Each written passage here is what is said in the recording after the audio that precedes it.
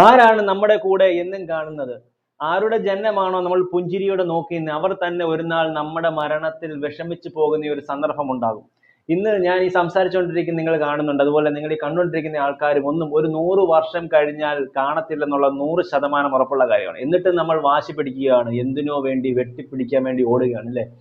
എന്താണ് നമ്മൾ വെട്ടിപ്പിടിക്കുന്നത്? ഇതെല്ലാം വെട്ടിപ്പിടിച്ചിട്ട് ഒരു നാൾ കത്തിച്ച് കളയാനുള്ള ഒരു അവശിഷ്ടമാക്കി മാറ്റാൻ വേണ്ടി മാത്രം നമ്മൾ ഓടിക്കൊണ്ടിരിക്കുകയാണ്. എപ്പോഴും നമുക്ക് നമ്മളോട് ചേർത്ത് പിടിക്കാൻ പറ്റുന്നത് നമ്മളെ തെറ്റിദ്ധരിച്ചവരും അല്ലെന്നുണ്ടെങ്കിൽ നമ്മളെ വിട്ടുപോയവരും ഏതെങ്കിലും രീതിയിലൊക്കെ ചതിക്കപ്പെട്ടു പോയവരും ഒക്കെ പോട്ടെ, പക്ഷേ നാളെ നിങ്ങൾക്കുള്ള അല്ലെങ്കിൽ ഇന്ന് നിങ്ങളുടെ കൂടെ ഇല്ലാത്ത ആൾക്കാരെ ഒന്നും നിങ്ങൾ ഓർക്കേണ്ട കാര്യമില്ല. നാളെ മുതൽ നിങ്ങൾക്ക് നല്ലൊരു ജീവിതമുണ്ട്. അപ്പോൾ അതിനു വേണ്ടിയുള്ളതായിരിക്കണം നിങ്ങളുടെ ബാക്കിയുള്ള ജീവിതം തിരഞ്ഞെടുക്കേണ്ടത്. അപ്പം ആരാണോ നിങ്ങളുടെ കൂടെ നിന്ന് കഴിഞ്ഞാൽ ഏറ്റവും കൂടുതൽ ഉത്സവം തീർക്കാൻ പറ്റുന്ന അവരെ നിങ്ങളുടെ ജീവിതത്തിൽ തിരഞ്ഞെടുക്കുക. അല്ലെന്നുണ്ടെങ്കിൽ അവർക്ക് വേണ്ടി നിങ്ങൾ പ്രയത്നിക്കൂ. അതായിരിക്കും നിങ്ങളുടെ ഈ ജീവിതത്തിൽ ഏറ്റവും നല്ല പോലെ നിങ്ങളുടെ ജീവിതം ആസ്വദിച്ച് തീർക്കാൻ പറ്റിയ കാര്യം. അല്ലാതെ ഒരു കാര്യവും ഈ ജീവിതത്തിൽ നമുക്ക് നേട്ടമുണ്ടാക്കി തരുന്നതല്ല, ഒരു നാളിൽ കത്തിപ്പോകുന്നതല്ലാതെ.